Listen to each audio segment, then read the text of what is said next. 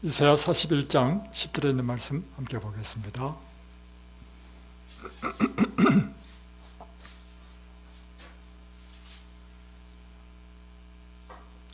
두려워하지 말라, 내가 너와 함께 함이라. 놀라지 말라, 너는 내 하나님이 됨이라. 내가 너를 굳세게 하리라. 참으로 너를 도와주리라. 참으로 나의 의로운 오른손으로 너를 붙들리라. 혹 여러분 마음속에 두려움이 있습니까? 오늘 하나님께서 이 아침에 주시는 말씀은 두려워하지 말라는 것입니다. 왜냐하면 하나님께서 너와 함께 하고 있다는 것입니다. 놀라지 말라, 나는 너의 하나님이 됨이라. 내가 너를 굳세게 하리라. 참으로 너를 도와주리라. 참으로 나의 의로운 오른손으로 너를 붙들리라. 13절에 다시금 또 반복해서 말씀합니다. 이는 나 여호와 너의 하나님이 내 오른손을 붙들고 내게 이르기를 두려워하지 말라, 내가 너를 도와주리라. 이 반복해서 성경에 보면 우리에게 하시는 말씀이 두려워하지 말라는 것입니다. 그것은 두려움은 우리 모든 사람들의 마음속에 있는 것이기 때문입니다. 때로 우리가 두려워해야 되는 이유도 있죠. 그 두려워할 수밖에 없는 상황이 생겼기 때문입니다. 제자들이 갈릴리 바다를 건너갈 때 폭풍을 만났습니다. 그들은 두려워했습니다. 왜냐하면 그 폭풍으로 인해서 배가 전복될 수 있기 때문에 두려워했습니다. 또 우리가 큰 중병을 만났다. 당연히 두려움이 들어오죠. 특별히 의사가 당신 암입니다 할 때 그 순간 사람들은 두려움에 사로잡힙니다. 이 두려움은 우리를 결국에는 낙담시키고 사망으로 몰고 갑니다. 그래서 많은 경우에 있어서 암 환자들이 당신 여명이 한 6개월밖에 살지 못하겠습니다 하면 정확하게 6개월 안에 죽습니다. 왜 죽는지 아십니까? 마음속에 두려움이 들어오는데요, 의사의 그 말 그대로 그 두려움이 그를 6개월만 살고 죽게 하기 때문입니다. 그래서 오늘 환자들이 싸워야 할 것은 우리 마음속에 있는 두려움과 싸워야 하는 것입니다. 이 두려움을 이기는 방법, 두려움의 반대는 무엇일까요? 평안. 제가 생각하는 두려움의 반대말은 다른 것이 있습니다. 두려움의 반대말이 뭘까요? 두려움의 반대말은요, 믿음입니다. 맞습니까? 예수님께서 두려워하는 자들에게 일어나서 하신 말씀이 뭐예요? 너희들이 왜 두려워하느냐? 믿음이 적은 자들아. 믿음이 없으면 두려워한다는 것입니다. 반대로 우리가 산을 옮길 만한 믿음, 능히 이겨도 남을 만한 믿음으로 충만해지면 두려움은 우리 마음속에 발붙일 틈이 없는 것입니다. 그런데 이 믿음은 무엇이 기초될 때 믿음이 생기죠? 하나님에 대한 신뢰가 기초될 때 우리는 믿음이 생기는 것입니다. 하나님에 대한 신뢰란 무엇인가? 하나님께서 나와 함께 하신다. 그분은 나의 하나님입니다. 그런 나를 어떤 지경에서도 나를 도우신다. 그분의 강한 의로운 오른손으로 나를 붙들고 계신다. 이것만큼 강력한 것이 어디 있겠습니까? 그래서 14절에 보면 이렇게 되어 있습니다. 버러지 같은 너 야곱아, 너희 이스라엘 사람들아, 두려워하지 말라. 나 여호와가 말하노니 내가 너를 도울 것이라. 내 구속자는 이스라엘의 거룩한 이인이다. 버러지 같은 너 야곱아, 너희 이스라엘이라는 뜻은 무엇이냐면 두려운 상황이 생기면 두려워할 수밖에 없는 연약한 우리들의 모습을 이렇게 표현한 것입니다. 우리는 이런 연약한 모습인데 하나님께서는 우리에게 말씀하시기를 두려워하지 말라. 왜냐하면 내가 너를 도와주길 줄 것이다. 15절에 보면 보라, 내가 너를 이가 날카로운 새 타작기로 삼으리니 내가 산들을 쳐서 부스러기를 만들 것이며 작은 산들을 겨같이 만들 것이라. 내가 너로 무엇을 만든다는 것입니까? 이가 날카로운 새 타작기, 타작기 안에 뭘 집어넣으면 완전히 가루가 되어버리죠. 여기서 내가 산들을 쳐서 부스러기로 만들 것이며 이 산, 작은 산들을 겨같이 만들 것이라는데 이 산들과 작은 산들은 무엇을 이야기하는 것입니까? 의미하는 것입니까?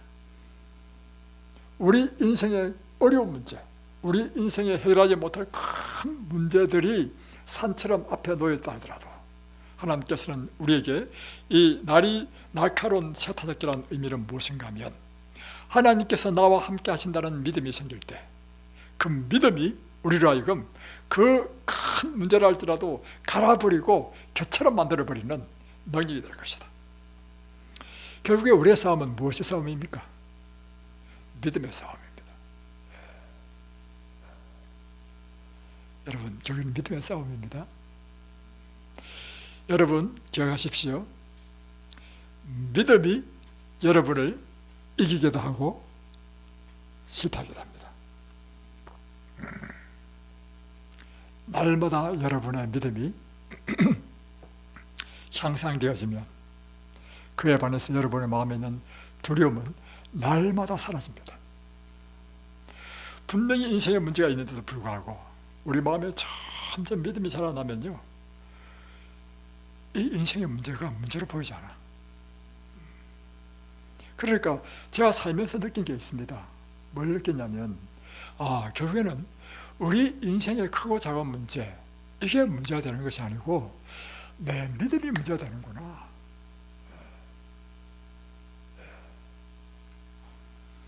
우리의 믿음은 하나님에 대한 믿음입니다. 하나님은 살아계시고 그분에게 능치 못함이 없으시고 그 하나님이 나를 도우시는 분이시다. 나의 하나님이다. 나와 함께 하신다. 이것이 믿음인 것입니다.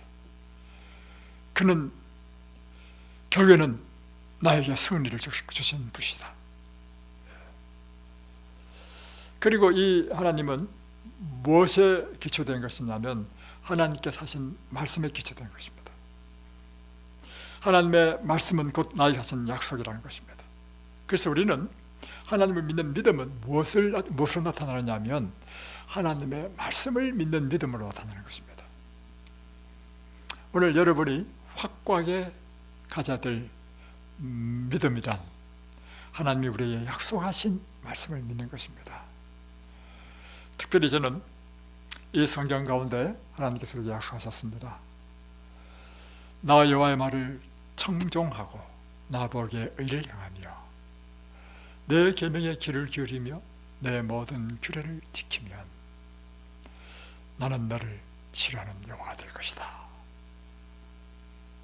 그리고 실제적으로 하나님께서 우리를 치료하시는 이 방법에 대한 것도 믿음으로 믿고 그 방법을 순종하는 것이 바로 이 약속의 말씀을 성취하는 것입니다. 여기 보면 이런 말씀이 있죠.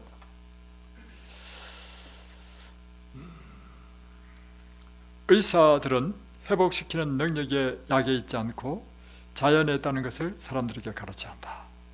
질병이란 건강 법칙을 범한 결과로 생긴 상황에서 육체가 이곳으로부터 벗어나고자 하는 자연적인 현상이 질병이다. 왜 열이 납니까? 열이 나는 이유는 내 몸에 바이러스가 침투했어. 그럼 이 바이러스를 물리쳐야 되죠. 그러니까 우리 몸에 있는 이 백혈구들이 와가지고 싸운단 말이에요. 싸우면서 일어나는 것이 열이 나고 통증이 있고 붉어지고 붓는 것. 이게 염증이야. 여러분, 이 염증은 우리 몸이 지금 이렇게 건강에 위협을 당했을 때 그것으로부터 벗어나기 위하여 일하는 것이 그거죠. 그것인 것입니다. 병이 났을 때는 원인을 확인해 보아야 한다. 그래서 비건강적인 조건은 바뀌어야 하고 그릇된 습관은 교정되어야 합니다. 그래서 여러분 해야 될 일이 뭐냐면 내 질병의 원인이 어디서 왔는가? 내가 식생활에 문제가 있으면 식생활을 바꿔야 되고, 환경에 문제가 있으면 환경을 개선하고, 이런 것이죠. 내 마음에 문제가 있다 그러면 마음을 바꿔야 되죠.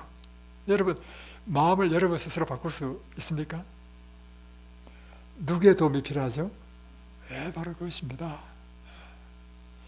자, 이게 보면 또 하나님의 우리를 치료하시는 방법에 대하여 주신 말씀이 있습니다. 자, 믿음이란 하나님께서 우리에게 주신 말씀을 믿는 것이죠. 자, 깨끗한 공기, 햇빛, 절제, 휴식, 운동, 적당한 식사, 물의 사용, 하나님의 능력을 의지하는 것, 이것들은 참된 치료제이다. 그러니까 지금 우리가 지금 하고 있는 것이 뭐냐면 믿음을 지금 실제적으로 실천하고 있는 것입니다. 우리가 왜 지금 이곳에 와가지고 정말 운동하고 깨끗한 공기 가운데 호흡하고 또 건강 식사를 하고 또 아침 저녁으로 이렇게 하나님의 말씀을 붙잡고 사는가? 하나님께서 우리에게 주신 이 약속의 말씀을 우리는 믿음으로 받아들이고 이 믿음으로 순종하는 삶을 살고 있는 것입니다. 그렇죠? 모든 사람은 천년계 치유력에 대한 지식을 알고 그것을 적용하는 방법을 알아야 한다. 자, 자연요법을 이용하는 것은 많은 사람이 달가워하지 않는데 그 이유는 무엇인가? 주의와 노력이 필요하다는 것입니다.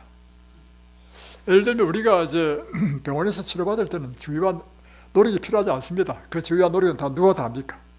의사와 간호사가 다 합니다. 몸만 맡기면 되는 것입니다. 그죠? 그러나 이 천연치료는 우리 스스로가 절제를 해야 되고, 그죠? 우리 스스로가 부족하지도 않고 과하지도 않은, 이게 절제잖아요. 그리고 우리 스스로가 운동을 하는 것은 노력을 필요로 하죠. 운동하고 또 9시에 불 끄고 잠자는 것 결단이 필요하죠. 이런 것들은 천연치료를 할 경우에는 본인들이 이와 같은 주의와 노력이 필요하고, 두 번째는 이 천연치료가 회복되는 과정은 점진적이라고 하는 것입니다. 무슨 우리가 이제 아프다, 진통제 하나만 딱 먹으면 그 즉시로 진통이 사라지잖아요. 그런데 천연치료는 우리가 운동을 하고 건강식사를 한다 하더라도 갑자기 막 일주일 만에 막 병이 낫고 이러지는 않잖아요. 그죠? 그래서 이것은요, 점진적이라는 것입니다. 당연한 것이죠, 여러분. 보세요. 계절이 변하는 것도요, 3개월이 돼야 계절이 바뀝니다. 그래도 계절이 이렇게 여름, 한참 더워졌다가 점점 더위가 사라지면서 가을로 싹 접어들죠. 또 가을이 점점 깊어지다가 이제는 더 깊은 겨울로 다 바뀌죠. 그래서 3개월 이게 점진적으로 느껴지지 않지만 어느덧 점점 바뀌는 것처럼 천연치료 원리가 그렇다는 것입니다. 그래서 여러분, 천연치료는요, 그래서 식물을 심어도 마찬가지입니다. 고구마순을 심었습니다. 이제 캘 거예요. 고구마순을 심으면 이제 최소한 3개월은 돼야 캘 수 있습니다. 모든 식물은요, 다 최소한 3개월, 100일이 필요하다는 것입니다. 그러니까 식물이 심으면 싹이 나고 줄기 나고 잎이 나고 꽃이 피고 열매를 맺고 열매가 성숙하는 데는 점진적인 과정이 필요하죠. 그처럼 우리가 망가진 몸이 회복되는 것도 점진적으로 이게 아물고 아문자리가 닿으면 딱지가 떼고 딱지가 벗어나고 다음에 사살이 돋아가지고 그것을 깜짝같이 없애는데 시간이 걸리죠. 여러분의 치료도 마찬가지입니다. 이게 천연치료의 원리라는 것입니다. 그래서 여러분, 조급한 마음을 갖지 마십시오. 다음에 또 하나는 해로운 방종을 버리는 데는 희생이 요구되기 때문입니다. 병원에서 치료받는 것은요, 희생이 요구되지 않습니다. 잘라버리고 다음에 방사선을 째고 약물을 투여하고 희생이 필요 없죠. 몸은 고달프지만 그렇죠? 그러나 이것에서는 내 먹고 싶은 식욕을 내가 포기해야 되는 것, 내가 게으름 부리고 늦잠 자는 것을 포기해야 되는 것, 이와 같은 것이 우리에게 요구된다는 것입니다. 그런데 결국에는 제한을 받지 않는 자연이 지혜롭게 잘 작용될 것이라는 사실이 밝혀질 것인데, 자연 법칙에 꾸준히 순종하는 사람들은 육신과 정신의 건강에서 보상을 받게 될 것이다. 결국에는 이와 같은 점진적이지만 우리가 하나님의 이 말씀에 기초하여 이 말씀에 따라 순종하게 되면 반드시 우리에게 무엇이 일어난다고요? 보상이 있을 것이다. 저는 오늘 여러분에게 한 이야기를 좀 들려드리려고 합니다. 이 책은 한국에서 천년치료의 선구자 역할을 하셨던 분이 정사영 박사님이셨습니다. 이분은 의사이셨고, 그런데 그분이 이 하나님께서 주신 이 건강의 기별대로 환자들을 치료해주고, 이 우리나라에 이 천년치료로 많은 사람들을 살렸고, 그리고 이 퍼트린 장본인이셨고, 이분은요 현미를 우리나라에 퍼트린 장본인이십니다. 그래서 이분이 쓴 책이 현미의 기적이라는 책도 썼고, 또 이분이요 우리나라에 사람들이 현미를 어떻게 하면 먹게 할 수 있을까? 현미는 일반적인 소치로 밥을 하면 먹기 힘들잖아요. 그래서 이분이 뭘 발명했냐면 압력밥솥까지 발명하신 분입니다. 그래가지고는요 이분이 박정희 시대 때 대통령을 만나가지고 이 7분도사를 온 전국에 퍼뜨리신 분이 이 정사영 박사님이시고 하신 분입니다. 근데 이분이 쓴 책에 보면 내가 낫고자 하느냐 하는 책입니다. 이건 아주 옛날 책이기 때문에 뭐 굳이 이걸 여러분이 읽을 필요는 없습니다. 요즘은 더 좋은 책이 많이 나오니까. 그런데 이 가운데 보면 천년치료로 난 한 분의 사례가 여러 사례가 나오는데 그 중에 좀 인상적인 것을 여러분이 하나 좀 소개하고자 합니다. 이분은 필라델피아 감리교 병원장이었습니다. 안토니 샤릴로 박사였는데 46세 때, 그때 좀 옛날입니다. 1978년 5월 달에 뼈암, 고환암, 전리선암 세 가지 암으로 말기암 상태에 있었던 사람이었습니다. 그래서 갈비뼈 한 개를 잘라내고 고환 두 개를 완전히 제거하고 전리선도 다 제거했습니다. 어떻게 이 암을 발견하게 됐냐면 이분이 이랬습니다. 이분이 그 전에 한 2년 동안 계속해서 등 허리에 통증이 심했던 것 같아요. 근데 의사가 왜 이런 통증이 있으면서도 암이라는 생각을 하지 못했는지 모르겠습니다. 그래서 늘 아침마다 하는 일이 뭐냐면 눈만 뜨면 조건부사적으로 손을 쭉 뻗어요. 뻗어고는 진통제, 강력한 진통제 통을 잡아서 약 2알을 딱 먹고 하루를 시작하는 것입니다. 그런데 이분이 이제 샤워도 하고 다음에 아침에 병원이 가까웠던 것 같아요. 그래서 자전거로 이제 출근을 하는데 갑자기 어떤 행인이 탁 뛰어드는 바람에 그걸 피하다가 한 대를 팍 꺾는 바람에 딱 쓰러졌어요. 그러면서 아스팔트 도로에 나뒹굴어졌는데 손바닥에는 아스팔트 그게 꽉 박혀버렸고, 그러면서 고환이요 마치 망치로 때리는 것처럼 굉장한 통증이 있었다는 것입니다. 그래가지고 하여튼 대충 챙겨가지고 다시 자전거를 타고 이제 병원에 갔어요. 가서는 바로 이제 검사를 받았습니다. 자, 병원에 도착할 때 등과 허벅지가 부어 올랐습니다. 그래서 엑스선과에 연락해서 엑스선 사진을 찍고 또 피와 간 검사를 또 했습니다. 그리고는 자기 집무실로 들어갔단 말이에요. 이분은 이곳에서 20년간 근무했고 이제 병원장을 지금 맡고 있습니다. 그전에는 그곳에서 마취과 과장으로 일을 하다가 이제 병원장이 된 것 같아요. 그리고 의사로서 명성도 꽤 얻었다고 했습니다. 근데 이제 집무하고 있는데 오전에 방사선과 의사인 안토니 렌즈로부터 전화가 왔습니다. 그래서 이제 딱 전화 받으니까 병원장님 어떻습니까? 하고 물었어요. 괜찮은데요? 무슨 일입니까? 하니까 엑스선 검사에 당신의 좀 이상한 점이 발견됐다고 방사선과로 내려오라는 것입니다.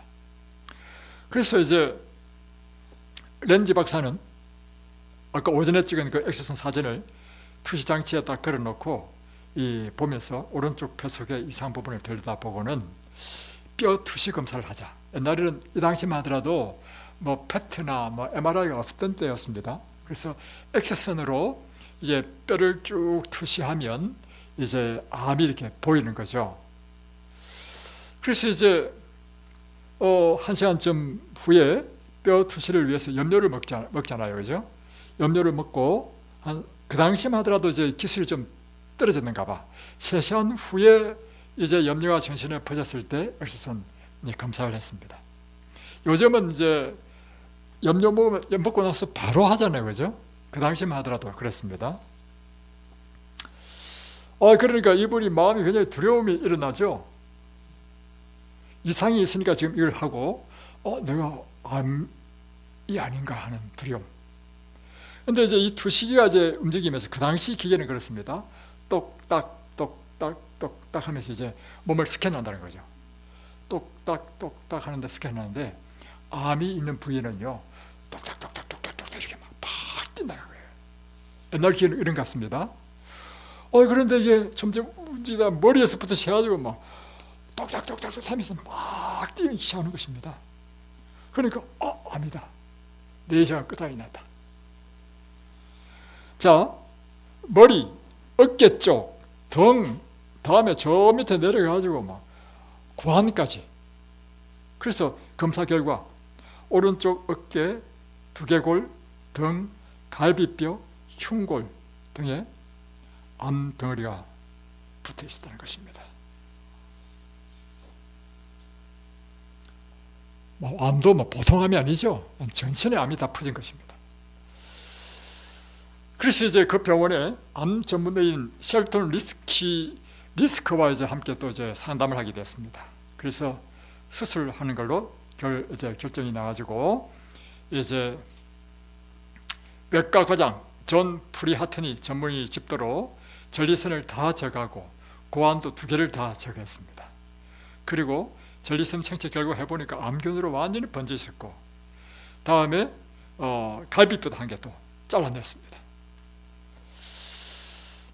그런데 자기 아버지도 사실은 이 암으로 돌아가신 분이라는 것입니다. 자, 수술은 정말 참혹했다는 것입니다. 그리고는 이 감리교 병원장 원장님이요, 하나님, 사랑하는 하나님 하면서 막 울었다는 것입니다. 그러면서 이제 수술 후에 그의 여러분 온통 진통제 페르코단으로 지냈다는 것입니다. 2알이면 6시간을 버틸 수 있었다는 것입니다. 그런데 그 약균이 딱 떨어지면 그 아픔은 마치 지옥과 같았다, 이렇게 표현되었습니다. 나도 아버지의 전체를 꼭 밟고 바른 것이 아닌가. 아버지는 모진 고통을 당하다가 결국 암이 대뇌까지 파고 들어가서 그의 팔을 치료해 돌아가셨다는 것입니다. 그래서 8월 9일 날 그가 아버지를 이제 한 고음묘지에 묻고는 장례식을 마치고 다시 필라델피아 자기 주거지로 돌아오던 중에 길가에서 젊은 2 청년이 이제 손짓으로 차를 세우는 거예요. 보통 같으면 그럴 경우에 차를 안 세운다는 것입니다. 왜냐하면 청바지 차림에다가 장발인 이런 청년들은 자기처럼 변호사나 의사처럼 안정된 직업을 갖고 있는 사람에 대한 마음의 반항심이 있고, 그래서 때로는 변을 당하는 일을 봤기 때문에 보통 때는 안 세우는데 그날따라 차를 세워주고 싶었다는 것입니다. 그래서 차를 세워서 태웠다는 거예요. 자, 그러면서 이제 앞자리에는 시안 맥리라는 청년이 앉았고 뒤에는 빌 포크 브레크라는 청년이 앉았습니다. 그래서 이제 가다가 이제 이런저런 이야기하게 됐죠. 그러니까 우리는 지금 제7 여행자 식당이 주관한 천년식 요리법 과정을 마치고 직장으로 돌아가고 있는 중입니다. 알고 보니 요리사였습니다. 천년식 요리 강습을 받고 지금 돌아가는 길이라는 것입니다. 그러니까 이제 이 의사도 나는 지금 우리 아버지를 지금 암으로 투병하시다가 돌아가셔서 장례를 치르고 지금 돌아가는 길이다 하면서 하는 말이 뭐냐면 나도 지금 암에 걸려서 죽어가고 있는 중이다, 이런 말이 튀어나온 거예요. 그 순간 앞자리에 앉은 청년이요, 바짝 다가더니만 선생님 있잖아요, 당신은 죽을 필요가 없습니다. 의사님, 암은 치료할 수 없는 것이 아니에요. 아주 이렇게 확신 있게 이야기하는 거예요. 그래서 나는 그를 실컷 쳐다보고는 이 25세의 젊은 요리사가 무엇을 안다고 이렇게 생각하나, 그러면서 점잖게 이야기했습니다. 이 뺨이란 난치병이야. 당신 잘 모르는 것 같은데 나는 의사야. 그리고 미국에서는 그 당시만 하더라도, 지금은 몇백만 명인데 그 당시만 하더라도 40만 명 이상이 이 암으로 죽어가고 있어, 이렇게 이야기했습니다. 그러니까 이 청년이요, 의사 선생님 제 말씀 좀 들어보십시오. 암은 잘못된 식사 때문에 오는 자연스러운 결과란 말이에요. 피가 뚝뚝 떨어지는 고기, 우유 제품, 계란, 가공식품, 설탕, 하얀 밀가루, 화학물질이 배어있는 음식물, 이런 것들을 많이 먹으면 자연히 암에 걸리는 것입니다. 그리고 그 대신에 가공하지 않은 곡물, 그러니까 현미, 통밀 이거죠. 그리고 채소, 이런 것을 먹으면 체질이 바뀌어서 암을 물리칠 수 있습니다. 그리고 이미 많은 사람들이 그렇게 했어요. 왜 당신들 못할 일이 있습니까? 너무나 자신 있는 태도를 계속 자기한테 이야기하는데, 그럼에도 불구하고 이 사람은요, 살면서 수없이 이런 사이비 이런 사람들을 이야기를 많이 들었기 때문에 신뢰가 가지 않았다는 것입니다. 나는 이 젊은이들이 내 차에서 내리자마자 그들의 충고는 곧 잊어버렸습니다. 왜냐하면 20년 동안 의사 생활을 하는 때 동안에 수많은 엉터리 안약을 보아왔으며 이런 것이 얼마나 황당무계한 것인지 충분히 알고 있었기 때문입니다. 내가 있어 보니까요, 암 환자가 제일 불쌍해. 완전 봉이야. 암 환자 가지고요, 건강보조식품 파는 사람들 너무 많아. 근데 암 환자는 이게 좋다면, 그것도 자료까지 다 대가면서 이야기하면 안 살 수가 없어. 왜냐하면 이 세상에서 온천을 주고도 뭐가 바꾸지 않아요. 내 목숨과. 이 세상에 제일 귀한 게 목숨이거든. 그러니까 그렇게 될 수밖에 없단 말이에요. 여러분이 진리를 알아야 됩니다. 진리를 알면 어떤 말에도 흔들리지 않을 수 있습니다. 자, 그로부터 며칠 지났는데 다 잊어버렸는데 우체국에서 연락이 왔어. 당신한테 소포가 왔는데 70센트를 가지고 오라는 거예요. 그러니까 착불로 왔겠죠. 그래서 뭐가 왔나 싶어가지고 이제 우체국에 갔어요. 가니까 이 청년이 보낸 책이 왔어. 이 책 이름이 뭐냐면 거시생착적 암정복법이라는 책자가 온 거예요. 미국에서도 옛날부터 이런 천년 치료를 하는 곳이 있었던가 봐요. 근데 그래서 이 책을 받아보고 혹 그 현미식이라는 그 미치광이 주장이 아닌가 하고 생각하면서 그 내용을 대충 훑어봤습니다. 그 내용은 거시생체법으로 암을 고쳤다는 이 정언들로 고침을 받았다는 사람들의 간증으로 가득 차 있었다는 것입니다. 그래서 그 내용지에 쭉 보니까 의사 러더 셰프라는 이름이 있었어요. 만약에 이 의사라는 이름이 없었다면 자기는 쓰레기통에 갖다 버렸을 텐데, 의사라 말을 듣고 의사가 이걸 했어? 가지고 이제 그걸 보기 시작했단 말입니다. 이 의사는 유방암을 거시생체법으로 고쳤다고 되어 있었습니다. 그리고 그 의사는 필라델피아의 현직 의사였습니다. 그러니까 이제 의사 그 수첩 있잖아요. 그걸 쫙 찾아보면 의사들이 지금 쫙 나올 수 있잖아요. 그 사람 전화번호를 알아가지고 전화를 했습니다. 여보세요? 거기 루더 셰프 의사님 계십니까? 네, 남편이 받았어요. 당신 내 아내를 잘 아는 사이입니까? 하고 반문했습니다. 그러니까 나는 루더 셰프를 전혀 모르는데 한 책자에서 그녀가 거시생체법으로 암을 고쳤다고 쓰여져 있어서 전화를 거는 것입니다. 그러니까 이 남편 하냐가 미안합니다. 아내는 지금 여기 없습니다. 그녀는 지금 병원에서 암으로 죽어가고 있습니다. 이 말 딱 들으니까 그럼 그렇죠 하면서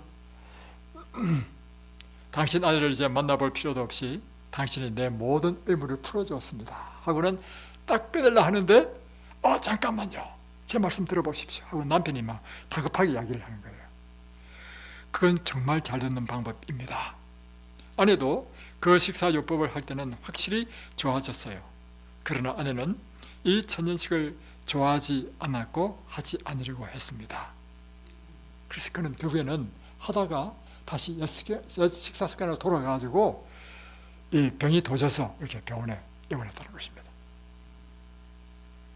그리고는 친절하게도 이 남편이요, 식이요법 단체인 빌라델피아 동서문화회의 데니 왁스맨이라는 대표자의 전화번호를 가르쳐줬습니다. 그래서 이거 가야 되나 말을 하다가 일단 궁금하니까 갔습니다.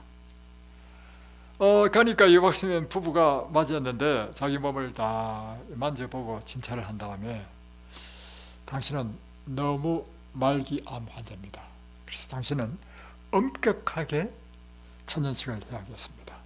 당신은 육류, 우유 제품, 하얀 빵, 밀가루 제품을 포함한 일체 가공식품들, 설탕, 기름, 또 탄산수, 화학물질이 든 식품은 절대로 먹지 마십시오. 술은 절대 금물이고. 그러면서 이제 그 식사법을 이제 따라서 하게 됐습니다.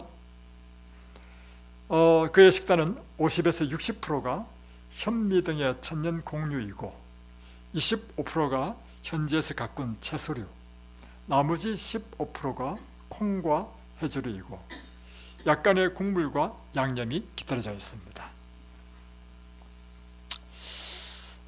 그래서 이제 이렇게 하기는 하지만 자기 심정은 어떤 심정이냐면 내 자신이 이상한 엉터리 과학 속에 던져주고 있는 것 같은 그런 생각이 들었다는 것입니다.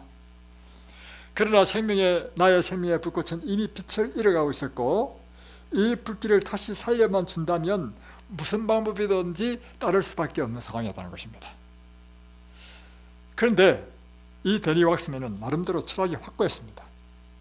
그런 미국인의 건강이 식사 방법의 계약으로 병들었다고 개탄했습니다. 그러니까 이곳에서 날마다 건강 강의를 이제 하고 저녁에 모여서 함께 식사를 하고 그 다음날 먹을 점심 도시락까지 딱 싸줘요.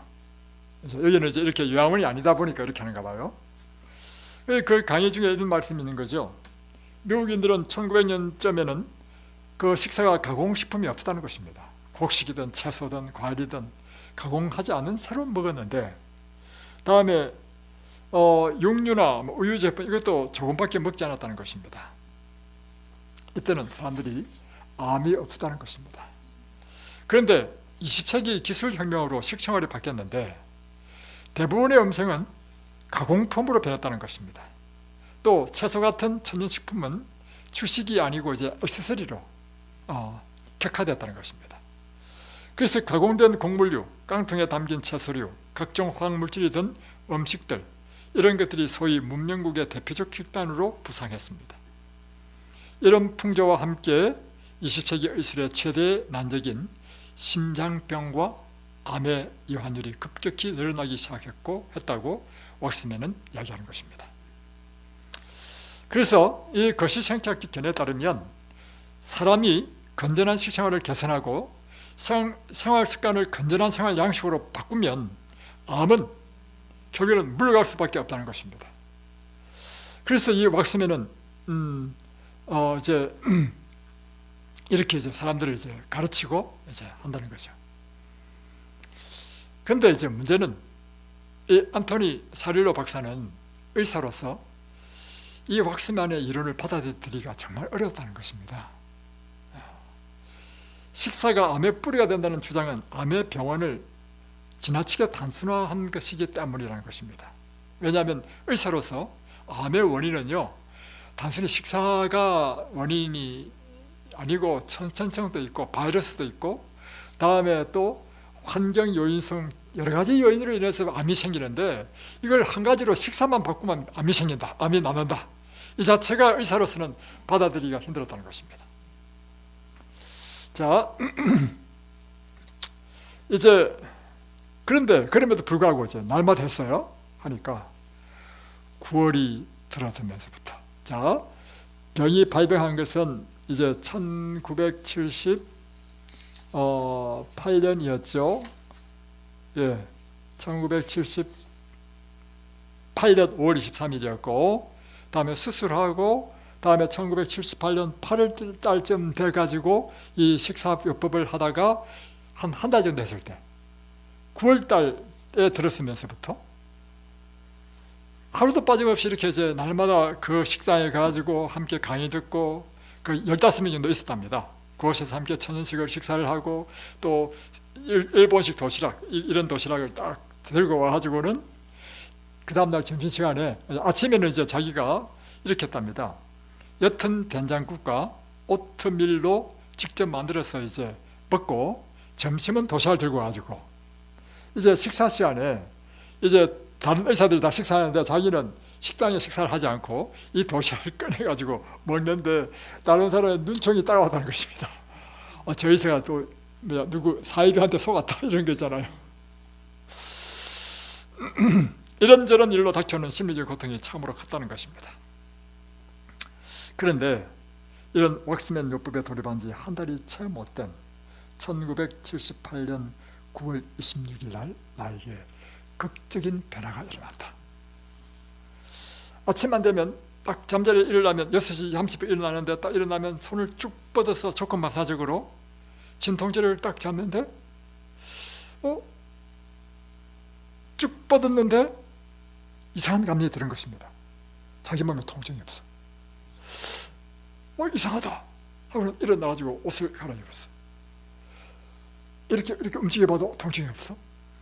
아파트를 나와서 아파트를 돌고 또 뛰어봤어. 근데 통증이 없어.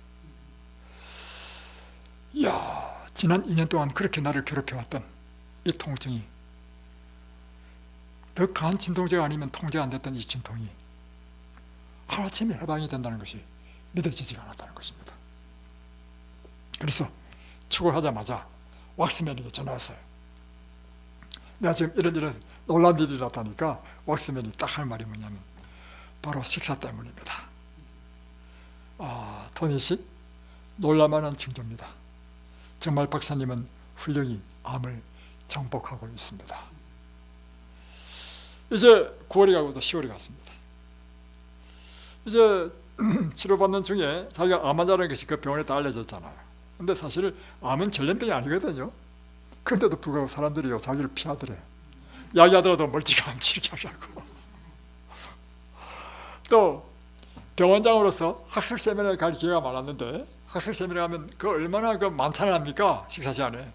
그런데 그 만찬도 못 먹고 자기는 부시럭부시럭 하면서 도시락을 딱 꺼내면 모든 병원장들이 자기를 바라보는 눈빛이 이상하더라는 거죠. 그들의 웃음거리가 된 것입니다. 그런데 그의 가을이 점점점 깊어지면서 나의 건강 상태는 또다시 한 길조를 보이기 시작했다. 20년간 고생해오던 소화장애, 소화에 문제가 있고 장이 예민해가지고 자주 설사를 했는데, 생각지도 못한 이 소화기관, 장이 깨끗하게 치료가 됐다는 거예요. 이야, 세상에. 자, 다음에 또 그래서 이제 점점점 컨디션이 좋아졌습니다. 1979년 1월 20일, 이제 그 다음 해죠. 감리교 병원에서 혈액 검사와 간 검사를 받았는데, 의사가 하는 이야기가, 야, 이건 정말 좀처럼 볼 수 없는 놀라운 진전이다. 당신 건강은 정말 좋아졌다 하면서, 수치가 옛날에는 예를 들면 정상이 예를 들면 9에서 35였는데 69였고, 또 13에서 40이었는데 273, 이런 숫자였는데, 검사 결과 정상 범위 안으로 21, 27 안으로 다 들어온 거예요. 이야, 그러니까 의사가 이제 하는 이야기가 뭐냐면, 이것은 수술이 성공한 결과이다. 그리고 이제 고아나 환자는 이제 에스트로겐이라는 여성 호르몬을 주거든요.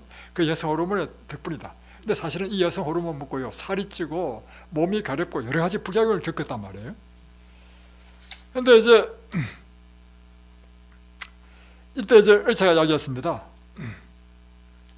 아닙니다, 토니 씨, 토니 의사님, 아직 식사요법이 그래서 이제 이야기했습니다. 나는 이것은 그 때문이 아니고 내 식사요법 때문에 그런 것입니다 하니까 원장님 그게 아닙니다. 아직 식사요법이 암을 물리칠 수 있다는 아무런 과학적인 근거가 없습니다. 그러니까 이제 용기를 내서 다시 이렇게 하겠습니다. 셸던 의사님, 난 식이요법이 암을 고친다는 걸 점점 믿게 되었습니다. 암의 수술은 그 결과가 아무리 좋아지더라도 이렇게까지 좋아질 수는 없어요. 나는 정말 건강이 좋아지는 것을 느낄 수 있습니다. 그러면서 이제 그 다음에 1979년 6월쯤 돼가지고 1년이 지났죠. 이제 펜실베니아 녹스빌에 있는 천연식 요법센터, 오늘 앞에 하면 힐링센터, 이런 천연치유센터죠. 그곳에 엠쿠시라는 사람을 만났습니다. 그러니까 이 사람이 내 얼굴 혈색 보고 손으로 눌러보고 만져보고 하더니만 이렇게 얘기하는 것입니다. 안토니 샬로 박사님, 당신은 이제 암을 정복했습니다. 와, 얼마나 좋겠어요. 그러니까 이 말 듣고 만족을 안 해. 왜냐하면 과학적으로 증명하고 싶어.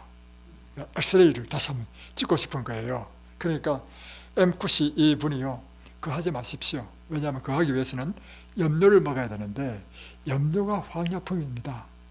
그게 독이기 때문에 안 좋다고 얘기하는 거예요. 그럼에도 불구하고 나는 반드시 확인해야 되겠다. 그래서 이제 다시 염료를 먹고 이제 확인합니다. 또 이제 엑스레이 투시기가 착각 하잖아요. 얼마나 마음이 저리겠습니까? 이번에는요, 머리끝에서부터 발끝까지 내려오는데요, 단 한 번도 이상함이 없이 똑같은 음을 낸다는 것입니다. 그리고 사진 찍은 거, 엑스레이 사진 찍을 보더라도 아무런 암이 없어. 두개골, 갈비뼈, 오른쪽 어깨, 흉골, 생식기 등 어디에도 이상한 점은 나타나지 않았다는 것입니다.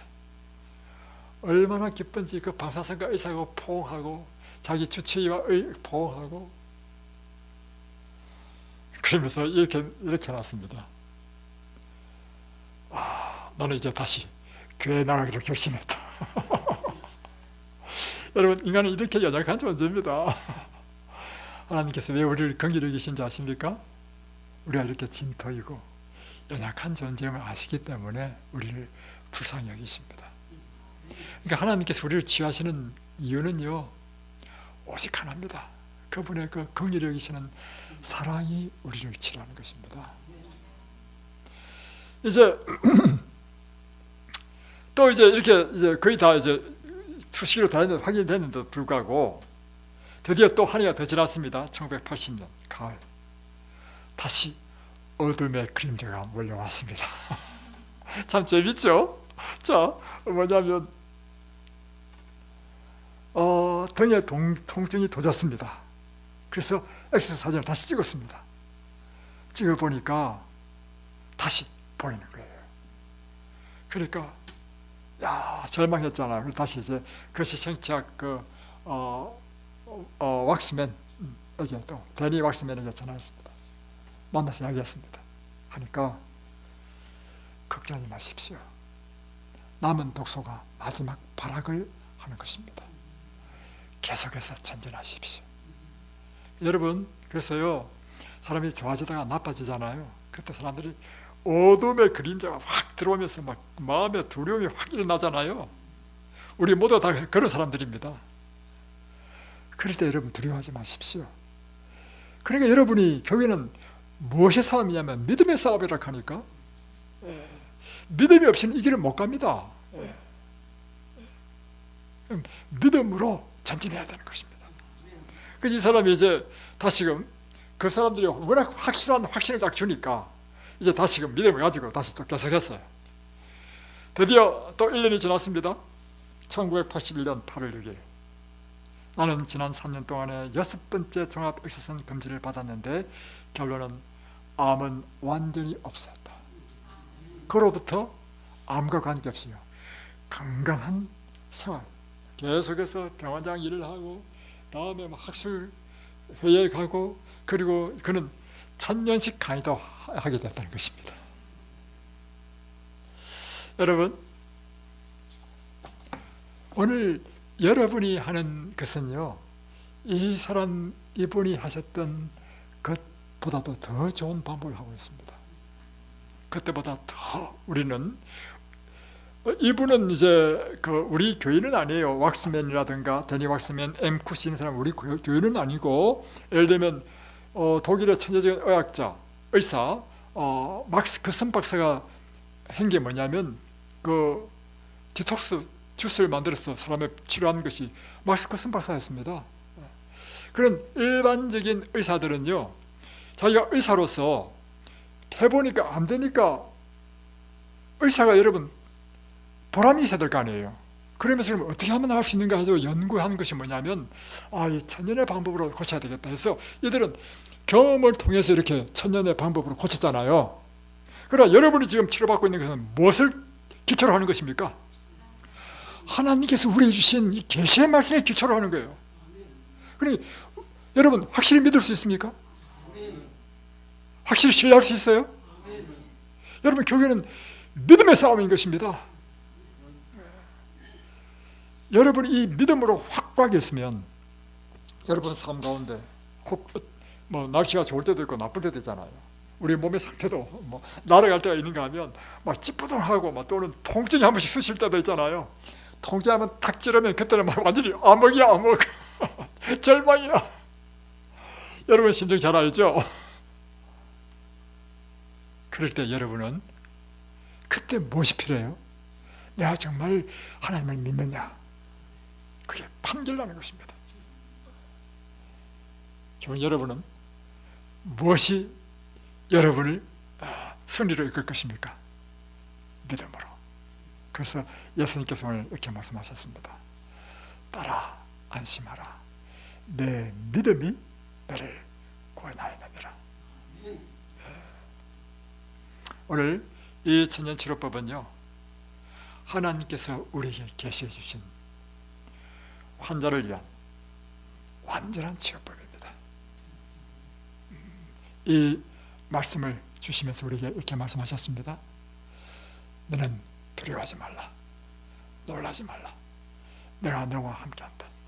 나는 내 하나님이다. 내가 너를 도와주리라. 내가 참으로 이룬 오른손으로 너를 붙들 것이다. 오늘 이 약속의 말씀을 믿음으로 받아들이고 하나님의 말씀을 굳게 붙잡고 믿음으로 승리하시는 여러분들이 되시기를 주의 이름으로 축복합니다. 기도하겠습니다. 하늘에 계신 우리 아버지, 오늘 주님께서 우리에게 너는 마음에 두려워하지 말라. 나는 너의 하나님이다. 내가 너와 함께하겠다. 내가 너를 도와주겠다. 내가 너를 붙들어주겠다. 나의 의로운 오른손으로 너를 붙들리라. 오늘 이 귀한 약속의 말씀을 믿음으로 붙잡고 믿음으로 전진하며 믿음으로 승리하는 당신의 종들 되도록 축복해 주옵소서. 예수님의 이름으로 기도드립니다. 아멘.